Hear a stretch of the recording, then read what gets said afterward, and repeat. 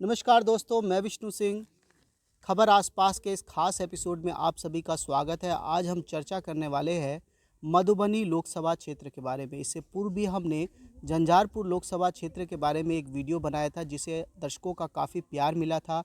साथ साथ बहुत सारे ऐसे दर्शक थे जिन्होंने हमें कमेंट के माध्यम से अपनी प्रतिक्रिया दी थी, और कुछ नेताओं का नाम छूट गया था जिन्हें हमें उन्होंने जानकारी दी थी। तो निश्चित रूप से जब भी हम झंझारपुर का भविष्य वीडियो बनाएंगे तो हम उन नेताओं के नाम उनमें ज़रूर अंकित करेंगे।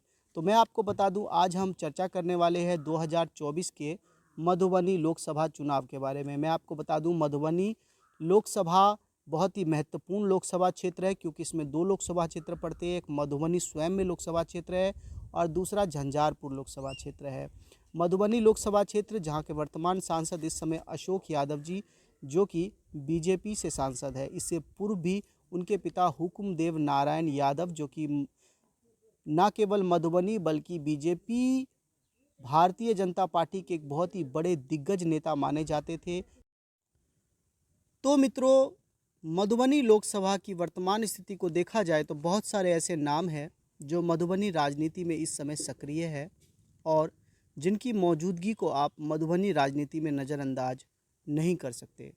फिर चाहे उनमें डॉक्टर शकील अहमद, पूर्व कांग्रेस नेता, समीर महासेठ, उद्योग मंत्री आरजेडी, फैयाज़ अहमद आरजेडी के एक बड़े नेता है, अशोक यादव जो कि वर्तमान सांसद है इस समय, हुकुमदेव नारायण यादव, विनोद सिंह, अंबिका गुलाब यादव जो प्रेजेंट में एमएलसी है, बिंदु गुलाब यादव, ध्रुव नारायण कर्ण, सुमन महासेठ, मुकेश सहनी की वीआईपी पार्टी, और साथ साथ राजद के दिग्गज नेता अब्दुल बारी सिद्दीकी।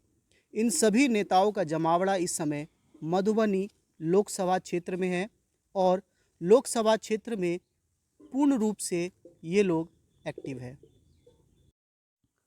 और जब हम बात करते हैं मधुबनी लोकसभा चुनाव की जातीय जनगणना के बारे में, तो मैं आपको बता दूं, मधुबनी लोकसभा क्षेत्र में लगभग 35% वोट पर ब्राह्मणों का कब्जा है, 19% वोट मुस्लिम वोटर्स है, 10% निषाद यानी सहनी वोटर्स है, और उसके बाद 6% वोटर वैश्य है यानी कि बनिया वोटर्स है। इसके अलावा मैं बता दूं, 2024 लोकसभा चुनाव में राजपूत वोटर्स, यादव वोटर्स और साथ साथ कहीं ना कहीं कैस्ट वोटर्स भी बहुत मुख्य भूमिका अदा करने वाले हैं। जिस प्रकार से विधानसभा में सूरी वोटर को अपना प्रतिनिधि मिला है समीर महासेठ के रूप में, वहीं पर राजपूत नेताओं ने भी मेयर बना के मधुबनी में अपनी उपस्थिति को दर्ज कर दिया है। तो निश्चित रूप से आने वाले समय में 2024 के लोकसभा चुनाव में जातीय उठापटक भी देखना दिलचस्प होगा कि यादव फिर से अपने नेता को बनाएंगे या फिर ब्राह्मण, राजपूत, कैस्त या बनिया समाज ही अपना कोई नेता चुनेगा। इसके लिए देखना दिलचस्प होगा कि आखिर आईएनडीआई अपने किस उम्मीदवार को उतारती है, या बीजेपी अपने किस उम्मीदवार को उतार के इन जातीय वोटों को बटोरती है।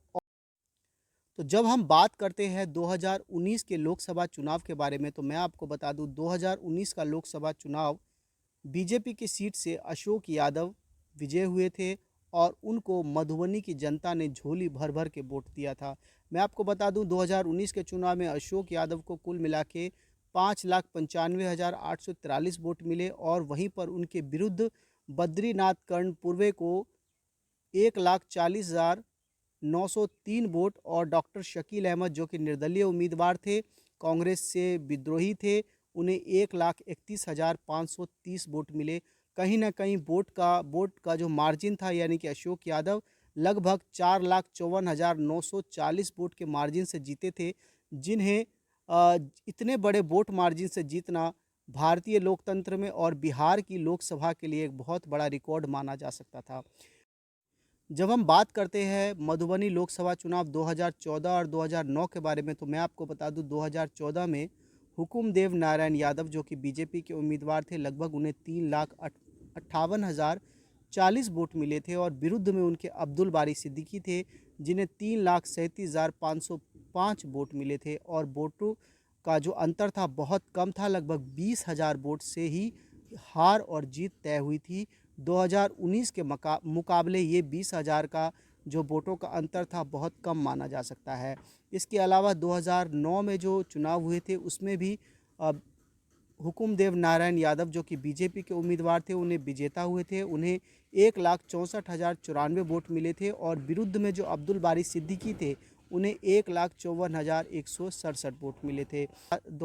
इससे पहले जब हम 2004 चुनाव की बात करें तो उस समय डॉक्टर शकील अहमद 3,28,182 वोट उन्हें कुल मिले थे और विरुद्ध में उनके हुकुमदेव नारायण यादव थे जिन्हें 2,41,100 जा सकती है। इस बार भी मधुबनी लोकसभा चुनाव 2024 में दो पार्टियों की सीधी सीधी टक्कर देखने को मिल सकती है, फिर चाहे वो बीजेपी का गठबंधन हो या INDI गठबंधन हो। अब बीजेपी अपने किस उम्मीदवार को मैदान में उतारती है, लेकिन INDI के लगभग उम्मीदवार अब्दुल बारी सिद्दीकी के मैदान में उतरने की पूरी संभावनाएं हैं।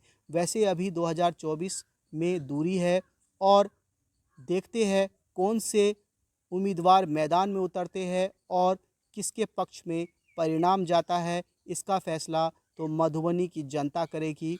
तो मित्रों, उम्मीद करता हूँ इस तरह के वीडियो आप लाइक करेंगे, शेयर करेंगे, कमेंट करेंगे। हम 2024 लोकसभा चुनाव की नई नई जानकारियाँ, नई नई अपडेट आपको लगातार अपने चैनल खबर आसपास में देते रहते हैं। साथ साथ हमारी कोशिश रहती है आपको लगातार नई नई पर्सनैलिटीज़ से भी आपको परिचित करवाते रहे।